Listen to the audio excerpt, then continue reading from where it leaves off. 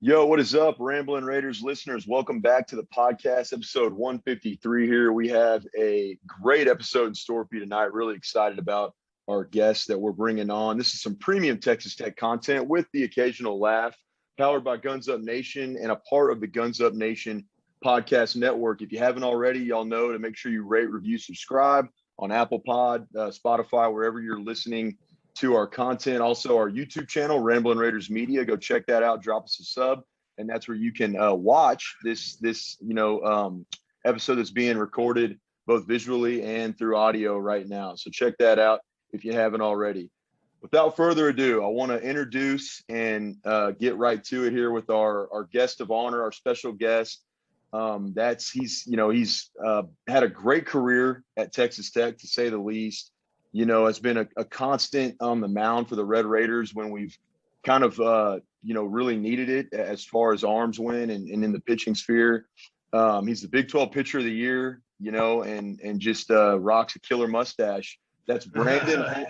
Brandon, hold the phone. He's got a cannon, Birdsell. Brandon, welcome to the Ramblin' Raiders podcast. I appreciate it, Jackson. Thank you. Yes, sir, man. Well, first, how you doing, dude? I know everyone's probably cleared out of there in the 806 right now. School's over. What's the vibe, dude? I know y'all are getting ready for this weekend. Right. I like it. And no traffic and no waiting in line or anything. I like that everyone's gone. Just kind of have like the campus all to yourself, Yeah. right? Yeah, Feels a little more personalized. Yeah. You as a baseball player, you don't really know what summer feels like because when everyone else is in summer, they're home. But us, we're still playing, and then after, most of these guys are gonna go out and play summer ball, or some others are gonna just continue to train. So. Well, that's the thing. Y'all are the boys of summer, man. You get no days off, and it's just going to be a constant through June, man. I know this is a lot of Texas Tech fans' favorite time of the year because Texas Tech makes a regionals. This is I think it's 6th year in a row. We've hosted 5 consecutive. I know when I was up in Lubbock, we hosted a couple in the summer, and I was doing some summer school up there. And there's just nothing better than postseason baseball, man. It's awesome. It's awesome. It's the best. So. Again, really happy to have you on here, man. I know our listeners are going to get a kick out of, getting to hear from you after just the amazing season you had, man. Real quick, before we kind of get into the meat of this episode, talk to us about, your Big 12 Pitcher of the Year, man. Just an amazing accolade, a great honor. You deserved it 100%. Just really were consistent for the Red Raiders this year and had so many great outings, man. What can you say kind of as I know you're, pretty tenured so far in your career at Tech, man. What does that mean to you?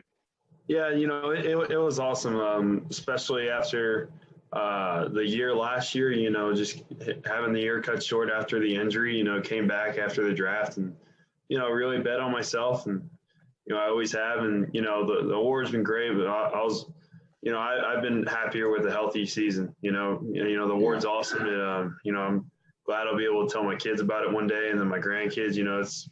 It's really a cool thing, when coaches around the league, most of them say that you've been, the most consistent pitcher throughout the year. So, the award was awesome. I really appreciated it.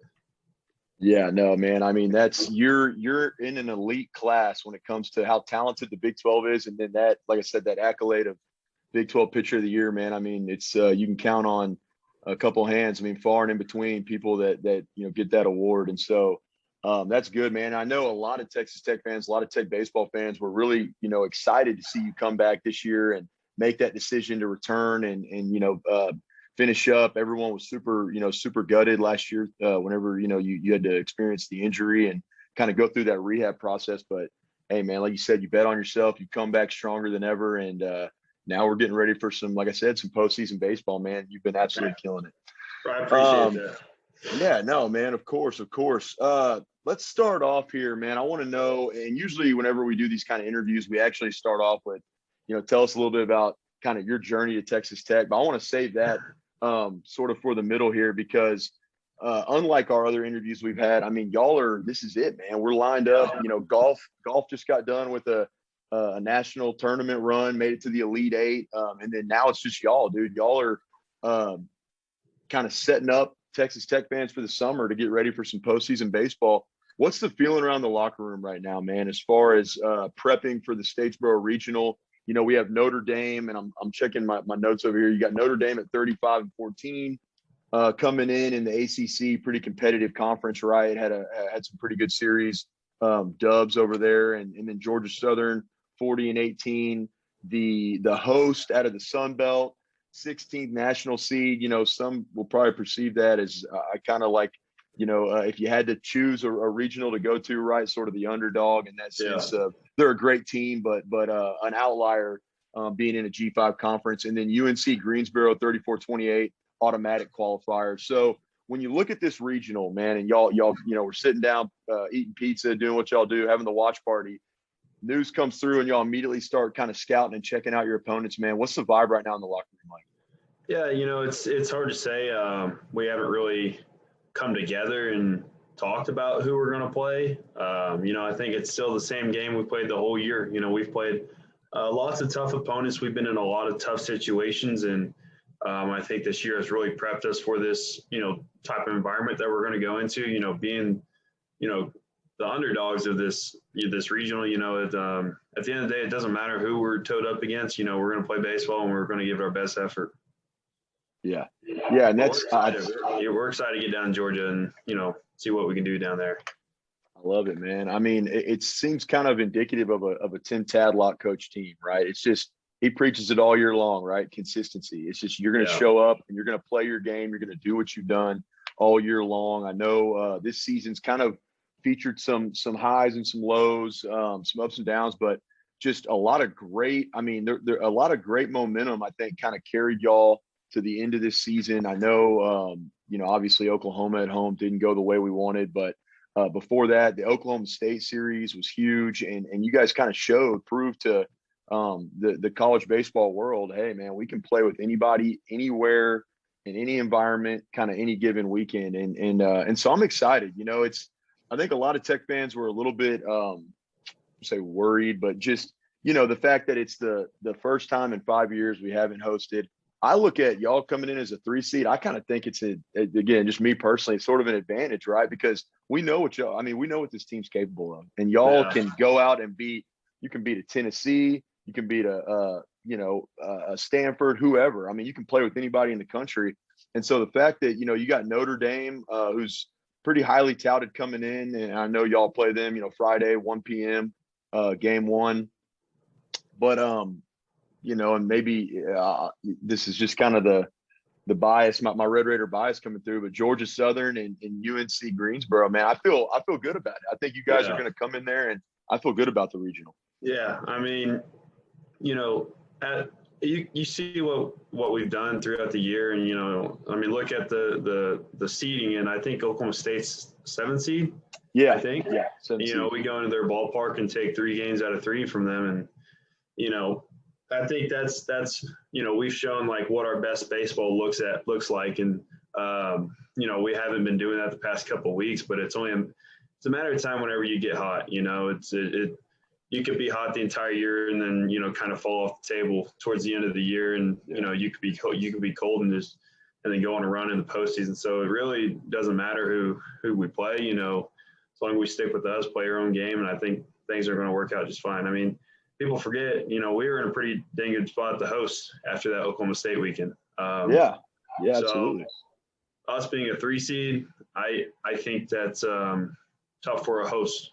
It was going to be tough. Wherever it was that we were going to land it, as a 2 seed or a 3 seed, I don't think the host would be quite happy that they got us. No. Notre Dame also. I can guarantee you that Georgia Southern was not. I don't think they were celebrating too much when they saw Texas Tech and Notre Dame, especially Texas Tech pop up, but Notre Dame too, man. Y'all are a dangerous team, and it's just kind of, I think the Texas Tech mentality is like, hey, we'll lace them up anytime, anywhere, right? Like old Sandlot style, man. Like, doesn't matter. It don't matter. Yeah, it don't matter, man. And it's funny. I mean, the bias in me, I was really hoping y'all landed in the College Station regional, just because I wanted it to be us to knock out Texas A&M. I really thought there was a good chance we were going to, just kind of based off of where same state, and I thought we were going to be a 2 seed somewhere. I didn't think we were going to be a 3 seed, but so that's why I thought we were going to end up going there. But regardless of where we went, we're going to be ready to go play. Yeah, it would have definitely made it would have made it interesting in my household because my wife's an Aggie, so there would have been a little bit of chirping going on. But Yeah. hell, I probably could have gone to the game, man. So I would have been happy to come get to watch you in person. But we'll definitely be Former Aggie, and I don't regret it. Yeah, yeah. No, man. It's I was gonna say I married an Aggie, and as much mess as I get from other Texas Tech family members and friends, like I'm enjoying it. It's awesome. I meant to say former Aggie, regret it. Now Yeah. I think Okay. Okay, good. I was gonna say, I'm trying to be nice here, but don't miss that place. Yeah. Okay, good. Actually, that was me just trying to improv and like make it right. But no, I had a feeling. I was like, wait, I think maybe he meant. Yeah. There's a reason I ain't there no more.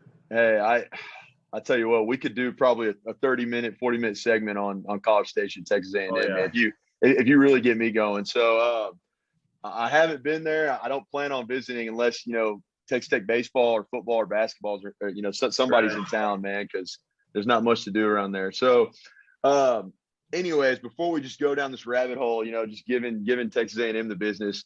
I think it's important for Tech fans to remember this. We've kind of become spoiled, man, with how well Tim Tadlock coached teams, where he's kind of shifted this program, all the work that y'all put in and done. I mean, this is the 16th time, like I said, sixth in a row, 16th overall NCAA tournament appearance for Texas Tech. A lot of those have come on the latter end when since Coach Tadlock's been around. And I mean, tell us a little bit, man. And I'm kind of skipping ahead here in the outline, but what makes Coach Tadlock just the exceptional coach that he is, right? As special as he is, everybody loves him. He kind of embodies that West Texas mentality. He's so like calm and coy and just laid back and casual, man. What's it like playing for him? Just exactly how you said, it's laid back and casual, and, sometimes he can be intense when needed to be, but, for the most, it is laid back. And I think that's what makes us good is just the ability for us to be ourselves and grow as baseball players and grow as men here, in our own different ways. And what you're saying earlier, it's easy to think we're having a down year or whatever you want to say, just because we don't host a regional.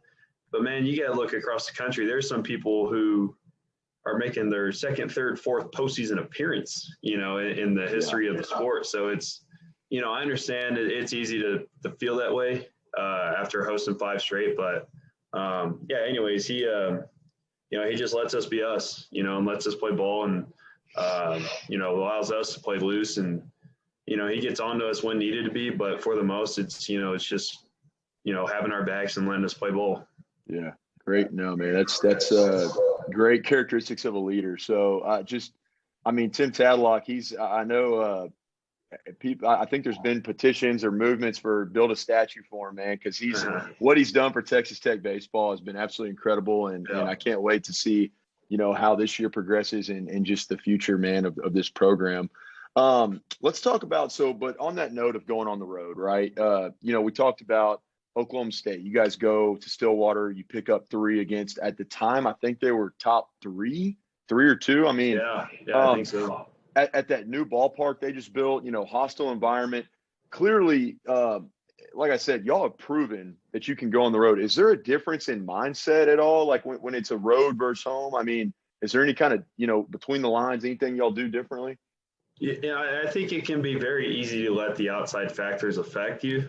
But that's when you got to remember who you are as a player and, focus on you and the team only, because, as long as you play the sport, there's always going to be tough spots, tough hostile environments.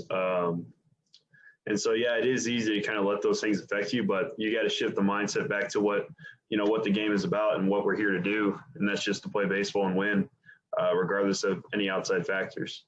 Yeah. Yeah, no, great answer, man. I know you guys are going to do just that.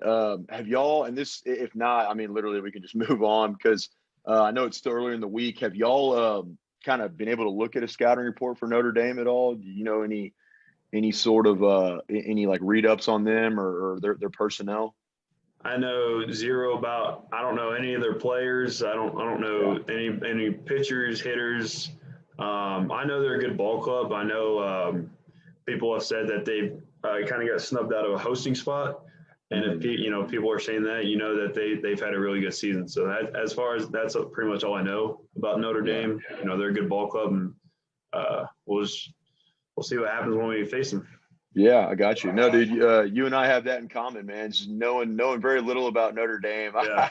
I looked up some of their stuff earlier, and they were, honestly, kind of like Tech, man, kind of like us. Like, y'all had they had an up and down year. They had some good road wins, series. They also dropped some they probably shouldn't have, and kind of had some battles back and forth, a little bit of inconsistency, but still finished extremely strong. And they got tons of talent, man. Some MLB bats and arms over there on that roster, and they're definitely teaming with talent. So just kind of like I think it's honestly, as far as all the the whole landscape of the field of 64 or 68, whatever it is. I think Tech Notre Dame first game or first game is going to be one of the most intriguing matchups in the tournament, because both these teams are so talented and do so much well.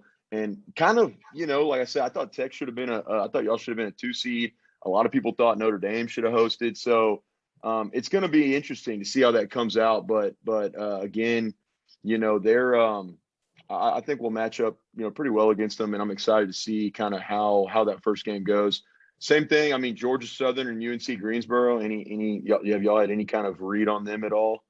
No, I've I've seen stuff about Georgia Southern on Twitter. Other than that, I just like little highlights here and there. Other than that, I don't really know much. I mean, obviously they've had a really really good season so far. I mean, don't really know too much on these guys. Yeah, no, I totally understand that. And man, I mean, like you said, it's just, but earlier, we're talking about Tim Tadlock coach teams. It's, you guys know what you're going to do, right? You show up, what it is, and not a lot's going to change just, based on who we're playing, where we're going. It's just, we show up and play our brand of baseball. I feel like that's kind of the Tim Tadlock, mentality, and it shows, man. You guys come in and you do well no matter what circumstance you're thrown into. Right. So it'll be, man. I know it's going to be a great regional. I should plug real quick before I get to the next question here. We're down in the Houston area for all of our listeners that are tuning in. We're going to be hosting a watch party. Another one, I know that we did a couple of them during March Madness over at Memorial Trail Ice House. So if you're in the Houston area, 1 p.m., they're opening up the bar early for Texas Tech fans, because they know that they have a great showing, best fans in the country. They're going to come out to support their Red Raiders. So they're going to be there opening up early, opening the doors and allowing us to come in and, get set up. And so we're going to have some prizes, some giveaways. Y'all come through. It's going to be a great time, but we want to make sure all of our Houston Texas Tech fans are going to be out and about, ready for that Texas Tech versus Notre Dame game. And it's in partnership with the Texas Tech Alumni Association. So y'all be sure to get at us with that and check that out. Before we kind of wrapping up here, as we talk a little bit more about the season overall, like I said earlier, there's been some ups and some downs. Overall, great year. I mean, again, Texas Tech fans are spoiled when it comes to baseball, because every year I feel like it's just the bar is almost set higher and higher. There's so much talent. There's so many great records and just great series at home and great games played. I want to start off by saying, what do you think, or I'll start with the negative, work to the positive, man. What is probably at times this year where Tech has struggled a little bit, whether it be kind of midweek games or whatever it was? What do you think is the most significant kind of weakness that y'all kind of gone through this year that you might look to sort of adjust or adapt in the postseason? Yeah, I'd probably say for sure the midweeks, not any performances or anything, but like just the losses kind of, really hurt our RPI. Like our conference. I mean, we finished second in the Big 12. We were a game away from being co-champs and 2 games away from being, outright Big 12 winners. So, I mean, from a conference standpoint, we played really well in conference. had a couple tough series, but those midweek losses really hurt our RPI, which is kind of why we were in that 3 seed spot. And, but I think it's more about, there was times where we were pitching really well, but weren't hitting really well. And there's times where we were hitting really well, but weren't pitching very well. And so I'd say not one specific thing, but just kind of thing, and or everything wasn't clicking all together at once throughout different times in the season, which, it's kind of, you can kind of see it in our more down parts of the year. It's just when things aren't clicking together as a team.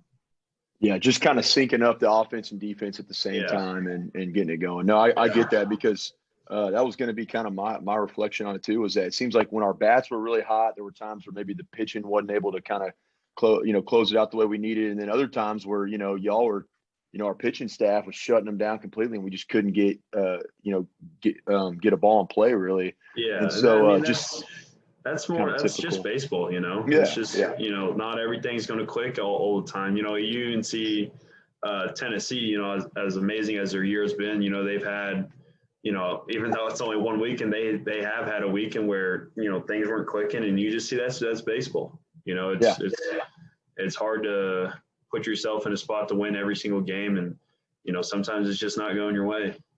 Well, and I think that's what people love about baseball, kind of, right? It's some of the unpredictedness about it, right? It's unique in that regard, where when a team gets hot or they're kind of matching up, on offense and defense, anything can happen, and that's what makes the postseason in college baseball so much fun. Is that hell, you saw #1 Arkansas last year, right? Get bounced relatively early. Like, it's just kind of anything can happen on any given weekend. And I think that's what makes it cool. Yeah, absolutely. So this weekend, it's going to be completely different though, man. Pitching, batting, it's all going to come together at the right time, and we're going to be moving on, baby. So let's see here. Okay, so on the adverse side of that, right, we talked about what, kind of what was a negative aspect to it. What do you think in your mind this season has really helped lift y'all up to major victories, when y'all beat UT at home, when y'all took care of Oklahoma State on the road, when you beat Baylor on the road, right, and took that series? What, like, in pivotal games this year, what has kind of been that signifier that lifted y'all up? What's been one of your greatest strong suits of the year? It's hard to say what our strongest suit is. I think that's just those times. That's when you see who we really are as a team, and you've seen us play at our best. So it's hard to say what really leads to that, because we pitch well and hit well in both of those, and all those highs in this season. I think we've got a lot of really gritty and gutsy players on our team, who aren't afraid to make a mistake, and that's what has allowed us to come away with some of those games, like the UT series. Kurt stealing home, and he's one of the main guys I'm talking about. Kurt stealing home and then hitting the walk-off home run the next day. Plays like those and players like those that help us propel forward in tough games and or tight games and tight situations like that. Yeah, I've heard, or I guess word on the street is that those UT pitchers still haven't recovered, man, from Kurt Wilson. Just, he lives in their nightmares, dude. Yeah, that'd be tough to come back from. That was, I will say, man, that was such a fun series. I won't harp too much on it, but y'all really, I think, at a time when the Texas Tech fan base needed it most, man, y'all lifted us up, and it was just in such dramatic fashion, like you said, that made it so special. So definitely a highlight for me. I'd say the Oklahoma State series and the UT series were probably my two favorite of the year, but I've enjoyed watching y'all play all season long, man. Okay, so moving kind of past the postseason, I think we're locked in. Tech fans are locked in. We're going to be ready to go on Friday, watching you guys and cheering y'all on. And I'm confident. I know y'all are confident. Coach Tadlock's confident in what y'all are capable of doing and making a run to Omaha. To get on a little bit more of a personal note here, and this is where a lot of our listeners enjoy getting to know getting to know our players, getting to know teams and kind of those intricate relationships and the quirks of the game, if you will. Tell us a little bit about your path to Texas Tech, Brandon. Kind of where you're from, how long you've been playing baseball, and sort of what made you choose what steered you to Texas Tech? Yeah, so I grew up about an hour north of Houston in a town called Willis, Texas. It's about 30 minutes north of the Woodlands. Yep. I've been playing baseball ever since I can remember, probably since I was about 5 or so. I just fell in love with the game, but I played many different sports and stuff, but just played the game and then, got to high school. Mm-hmm. And, when you're a kid and you're playing baseball, you don't really think about college when you're 13, 14. At least I didn't. I didn't know what it took to be a college baseball player or like how to get looked at. I didn't even know any of that stuff existed. And then first started getting recruited after my freshman year of high school, and during that summer transitioning into sophomore year. And at the time, A&M was kind of my dream school because me and my dad were an hour from College Station. Mm-hmm. And so that was when they were hosting a lot. And so we'd go, my dad taking me out of school, we'd go watch all the regional games that they had out at Bluebell Park. And so keep on playing. In sophomore year, I actually committed to OU. Early in my sophomore year, went down there and played. And I had been told at the time that A&M was going to offer me, but I went down and played at OU for like a Labor Day weekend tournament or something, and they liked me and they offered me and committed there, but it was only about a month. Then I decommitted there, didn't really want to play there, and later on, like early in my sophomore year of baseball, like in February, I committed to A&M. Of course, that was my dream school at the time, SEC, close to home, and not anymore, but so commit there, go throughout high school. Actually, I had Tommy John my junior year of high school. And then senior year, I was an intriguing prospect in the draft, but I wasn't like a first, second, third, fourth, fifth round or whatever. And I knew I wanted to go to school, so I ended up going to school. Freshman year, didn't enjoy it. It wasn't the right fit for me. So I transferred to Sanjak, and it was mainly because of the pitching coach that was there, Woody Williams. He played like 13 years in the big leagues. I think he pitched in like the 2004 Game 4 of the World Series for the Cardinals. He's the pitching coach there, and he really helped me kind of turn my career around and helped me figure out a lot of things, as a ball player and as a person. And so I ended up going there. And from there, I knew I wanted to come to Texas Tech because I played showcases with like Cole Stillwell, with Drew Baker. And so I'd known of guys on the team, and I heard about, the laid back environment and stuff. And after going to A&M, I knew I didn't want to be in another environment like that. And so all I thought about was Texas Tech. I think I was thinking about Alabama too. But that was I had a couple of teammates from my summer ball team that went there, so they kind of made me think about going there. But sophomore year at Sanjak, wasn't even throwing yet, and Coach Garner, calls me and tells me that they're interested. And then whenever I first started throwing, I remember J-Bob came down and watched me, and then they offered me, and then committed there. And then COVID hits. I was having a pretty good year. Got a couple calls in that short draft, but I knew when I visited this place, I just kind of got a hold of me, and I really wanted to come play here. I just kind of saw the upside of coming here and having a good year in the Big 12, and so I came here after COVID year. I actually had another elbow surgery before I got here. Junior year is going well. Things starting to look good. Flipping the switch. And then have the injury right there. I knew I wanted to come back to school, but draft comes around. I have a lot of, miscommunication with advisors and, different things like that throughout that draft. And I ended up getting picked in the 11th round. But, I've always, like I said before, I've always just bet on myself. And, I saw the upside. I knew there was risk with coming back with another potential injury or whatever, but I just saw the upside. I only saw the positive coming back for another year. And, that's where we're at now. I love it, man. No, that's a kind of a hell of a story of like your, progression throughout the sport. I mean, have you always had since you said you've been playing since you were 5, have you always had just a cannon, man, a rocket Yeah, for an arm? I've always had more or a stronger arm for my age. Yeah. I didn't really realize. I mean, even when I was 12, I kind of knew it.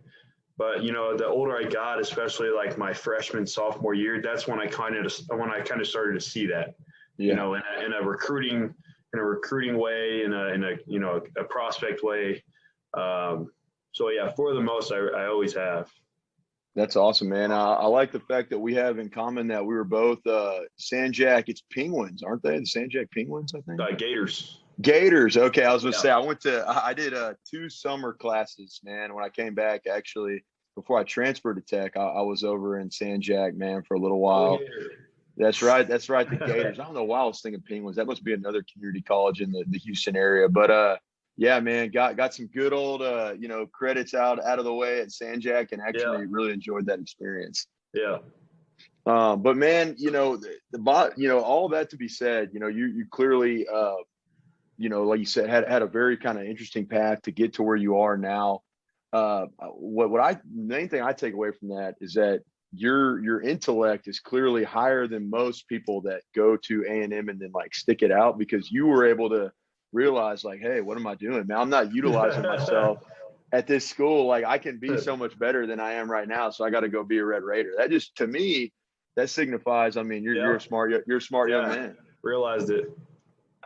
I love it, man. No, that's great insight. I do like hearing that. And another important, part of what you were talking about is coming back from that injury, man. I mean, I'd ask you if you don't mind kind of speaking a little bit to that. I know, it's hard, especially on pitchers to have to kind of, rehab and work, get your mechanics back right and kind of get comfortable throwing the gas, if you will, again, after, going through a surgery like that. And a lot of Texas Tech fans, man, praying. We're really, I remember like when that was announced last season, just super bummed after, what fans knew you were capable of. And then obviously wanting you to just be okay. Right.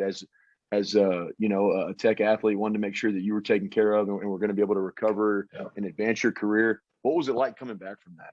Yeah. Well, first, I appreciate that, y'all support throughout this process.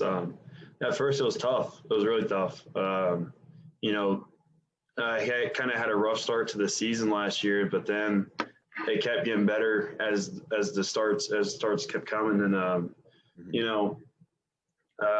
it was really tough. I was very upset about it at first, but after a couple days, 3, 4, maybe a week, it was no longer about dwelling, about what had happened or, being like, poor me. It was like, okay, what can I do now for next year? And so, it started to become, even though it was so far to see ahead, that's what it became. It became, okay, how can I prepare for next season? What can I do now even with my limitations to prepare for next season?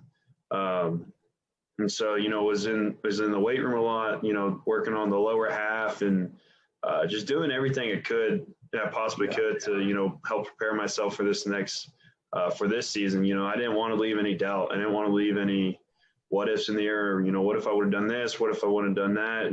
How things would have gone. And so that's what it was. It was just preparation for this year. It was, I actually didn't have surgery on my shoulder.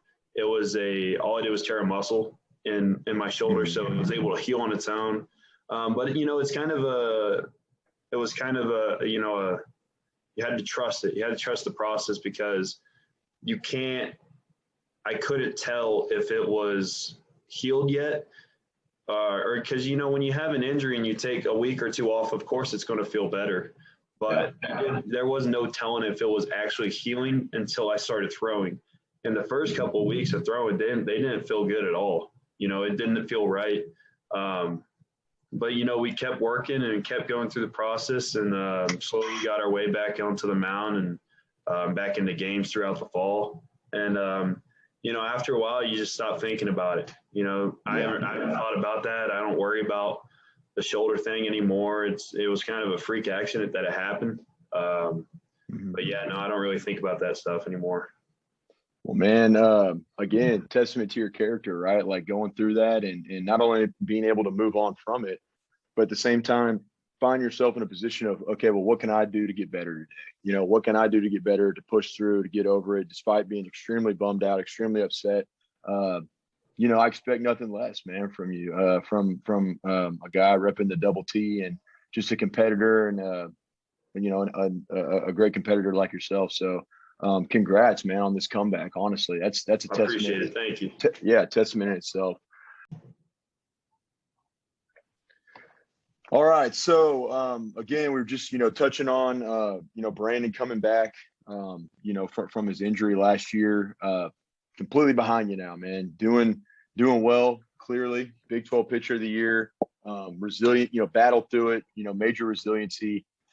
Just know, man, Red Raider Nation's proud of you and extremely happy to have you as one of our representatives, man, because you do an amazing job on the bump, and I know you're going to continue to do that this weekend, man. Excited to see it. Appreciate it. Yes, sir. Now we kind of get into, kind of the more quirky part of this, I guess. And I like to, we asked Ludwig Aberg this about the golf team a couple weeks ago. We asked Jacoby Shelton and Malik Medavir about the track team.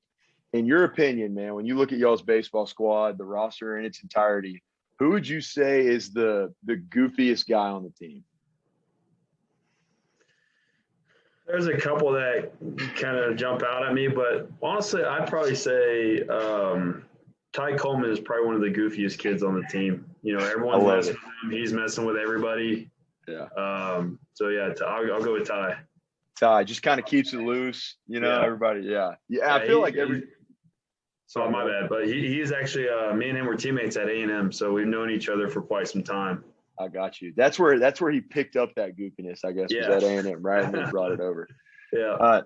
No, I was gonna say, having played high school basketball and then at Millsaps College for a year or two, I feel like every team, whether it's football, basketball, baseball, soccer, softball, golf, anything that you do, volleyball, every team needs that like kind of loose cannon, like goofball, right? Like to just lighten things up. Everyone's got to have one. So I'm happy to know Ty Coleman stepped up to the plate, man. No pun intended. He stepped up and got it done. Very good. Also, okay, so let me ask you this, and then we're going to get into the what we deem or what we call the money round. We actually switched it. It used to be the lightning round, but we found out it doesn't go as quick as we thought it did. So we changed it to the money round. Favorite, so far, man, in your career at Texas Tech, kind of what has been your favorite moment of and it could be when you were on the mound. It could have been as, just a team win. What's kind of been your favorite moment being a part of the Tech program? I'd say people remember our back-to-back home runs last year to finish the sweep of UConn last year. That was a lot of fun. That was a fun one. Or this year when we were down at Rice, I had the 15 strikeouts and I struck out the 8 batters in 2 innings. That might have been the coolest thing I've ever done as a baseball player. Dude, just sitting them down left and right, man, throwing them some straight. That was a fun one. Throwing them the diesel, dude. That was had to be. As far as you're talking about your career. That an outing like that, man. That's a pitcher's dream. Yeah, definitely. That's one of those days where it's easy being a baseball player. It's easy when you've got everything's working, and that just so happened to be one of those days. Love it, man. Very cool. All right, well, now we're going to get to the kind of final portion of this podcast. We've really enjoyed having you on, Brandon. We want to make sure we get you, let you go in time to get well rested. I know you said you are traveling tomorrow, going to hit the road, head to the Peach State, man, and get ready to get after it in this why do I always forget where Georgia Southern's at? Was it Statesboro? No. Yeah. Yeah, Statesboro. Statesboro, yeah. I've been on a couple of different I was on a Twitter space with Guns Up Nation the other day, and I could not remember that. I keep getting Greensboro and Statesboro mixed up. But, yeah, as y'all go, playing the Statesboro Regional, we want to make sure, you're ready. I know y'all will be ready for that. Here we go. Money round, man. It's, and I added one on here from the outline that I had sent you, but it's 7, 8, kind of quick questions off the cuff, really lighthearted, a lot of fun. I know our listeners and fans enjoy hearing from athletes when it comes to, kind of this more personal side of their lives and things they enjoy.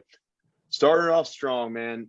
Favorite spot that you like to chill on campus? Just like it can be with the team, with your, with whoever. Just favorite spot to hang out. I mean, is it appropriate to say Chimmy's? Hey, man. I mean, dude, you can go there and get some like nachos, and you're right. Like, heck, I used to go to Chimmy's sometimes just to unwind a little bit and meet up with people. Yeah. And me and my fiance, we enjoy going there, so I'll say that place. Yeah, hey, I think you'd be in line with a lot of Texas Tech fans as far as favorite spot to chill. Hey, I mean, we'll just for content's sake and to keep it appropriate for everyone, we'll just say it's a great restaurant. It's a great restaurant. Good restaurant. They have great food. Good restaurant. They have the best food, and that's why we love it so much. Great answer. Okay, favorite. Well, next question. Favorite place to eat in Lubbock? Well, favorite place to eat. I'd probably say Kegel's. That's always one of my favorites. Yeah.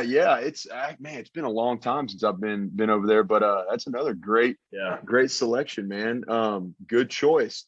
Okay, how about music, man? What's your go-to? Chilling on the bus or on the plane? Y'all are heading somewhere. What are you listening to, man? What's your favorite? I really enjoy. I enjoy a lot of worship music and country music. Those are my two favorite genres. Nice, man. I wish usually Nick's on these podcasts with me. He's also, man, really big, loves worship music, and I enjoy it too. Awesome. But he's definitely more like in depth and connected on that. But big fan of worship music. And then who doesn't like country, man? Especially being out especially being in Lubbock, man.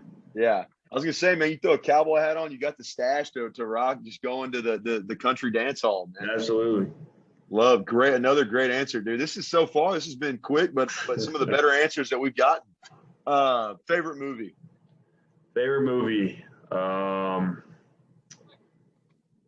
I'd probably have to say When the Game Stands Tall. When that California football team, when they have that win streak and then they lose, and then kind of the story behind after that. Okay, so I actually haven't seen. I know exactly what movie you're talking about because I've seen the preview for it, but I haven't watched the movie. So I'll have to check that out. Yeah, after either that or not one specific, but the Rocky series. Those are some of my favorite movies. Can't go wrong with those. I mean, Rocky 4. Like if you don't get chills at the end of Rocky 4, something's wrong. Absolutely. Something's wrong with you, man. Like that's another good. I mean, everybody loves Rocky, man. Loves that fight spirit. Okay, now I tailored this one specifically to you, and this is the one I kind of threw in there. I was just thinking about it before we hopped on the Zoom here. So and Nick, again, he played baseball in high school and is kind of well connected in the baseball scene.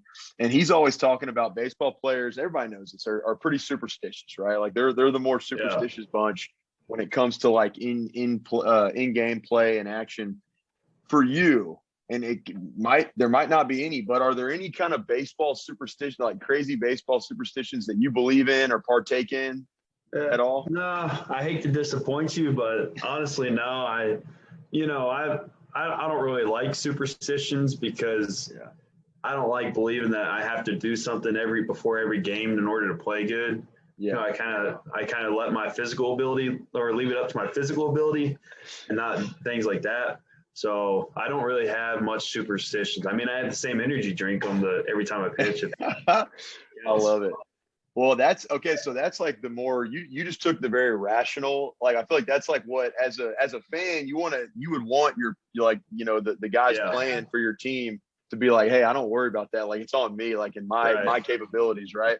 Now as fans, since you're like out of control, you just got to rub your arm and mix your stuff up and do whatever you can to make yourself feel better. But at the end of the day, right, like that's a good response, man. I mean, I just, I like looking over. I know in baseball, man, you'll have the guys wearing like 12 caps, turned to the side. And there's some other really good ones, man. Always enjoy that. But I feel like, especially for pitchers too, that's a good answer because you can't be rattled or in your head, right? You got to just stay consistent. No, I mean, I'm a routine guy, but not superstitious. So like, I don't have to eat, the same thing the night before or do all these things in order to line up for me to play good, and then because like, say you don't have access to something that you believe makes you play good, and then it could screw with you mentally and stuff. So I mean, I have a routine and things I like to do. That's more like pre-game, like an hour and a half before the game routine. But yeah, it's not really super superstitious at all. Okay. Hey, no, I can appreciate that, man. I think that's we'll let the fans be more superstitious, man. Yeah. You guys just out there. It's another day in the office. Doing your thing. Yeah, y'all go ahead. Y'all be superstitious for me. We'll take care of it for you. Okay, let's see. 2 more here. Last one. This is one we added after, I think it was after Jacoby and Malik's interview. Celebrity crush, man. And I know you said you have a fiance, so I'm always when I answer these, I'm like checking myself, make sure the wife's out of earshot. Yeah. But celebrity crush, man. No, you got any of it? Sorry, I don't have a celebrity crush. Hey, good. Hey, celebrity crushes. Smart man. I talked about it earlier, man. No celebrity crushes. Hey, dude, left A&M for Tech. Now he's engaged and doesn't throw a celebrity crush out there. Smart guy, dude. Smart man. Okay, and this one's more on a serious note, but I love hearing this answer because we always get good responses to it, and this is kind of our finishing touch here. Recruits that are young baseball players in high school that are getting recruited, that are looking to go test their luck in the SEC, Big 12, ACC, wherever. What would you say? What's the one thing you would tell a recruit potentially looking at Texas Tech, or maybe Texas Tech's not even on their radar, about the school, the atmosphere, just everything about coming to Texas Tech? What would be kind of your remark to them, maybe pitch to them of, hey, man, this is what Texas Tech's all about? I'd say, so is it more of like advice? Yeah, kind of. I mean, just kind of like Okay. Like a not a sales pitch, but if you could tell a recruit, or it could be advice, I mean, kind of what's best for them, but if you could tell a recruit anything about the recruiting process and maybe what is enticing about Texas Tech, what would that look like? About the recruiting process, and just also advice to younger baseball players and whoever wants to play college ball. Just know that everything happens for a reason, regardless if it makes you happy or if it makes you upset. I believe that everything that has, been that I have endured throughout my journey has led me to this spot. Pitching 7 innings at A&M has led me to go to my junior college and then let me come here. And so regardless of if you're upset about it in the time or if you're happy about it, things always happen for a reason. Sales pitch about Texas Tech. We're good and we're in the Big 12, and we've been to 6 straight regionals, and if you want to play for a title every year, then this is the place to come to. And the big part is a laid-back environment, because I know a lot of college baseball places. I've heard a lot about different schools and stuff, and it's laid back here, and we play good baseball. So there's your sales pitch. I love it, man. And anytime you hear Tim Tadlock, just do a press conference or talk about anything, his demeanor, I mean, I don't think I've ever seen that man where like his pulse is not like at the bare minimum, dude, like above like 72 beats a minute, man. I mean, he's always just so chill. And I think that trickles down, right? Like that, it trickles down to the players and throughout the program. Definitely. And that's something to be said about having that kind of freedom, mobility, laid back environment. I think that's great. You definitely feed off of your coaches, however they are, that's what you're going to feed off of. So, yeah, when they're calm, collected, you're calm, collected. And I mean, like I said, Tim Tadlock, man, I mean, there's times where I'm like, someone run over there and check his pulse, man, make sure he's breathing. Like he's so chill, he's so calm, and that's what we love about it, man. He's a great coach, and clearly, like you said, we're 6 straight regionals, always playing for a title every year, man. So, Brandon, again, dude, this has been an absolutely great pod, dude. Super excited to have you on. If you want, I know you're on Twitter at least. Do you want to let our followers know where they can follow you at on Twitter, or just to kind of keep up with you going forward. Something that we allow, ask any fans if they want, or any athletes. Just if they want me to just say my Twitter handle? Yeah. If you want to share your Twitter handle, that way our followers can go follow you. Yeah. So my Twitter handle is little_bird34. And then my Instagram is just straight up Brandon Birdsell. No underscores, numbers, anything.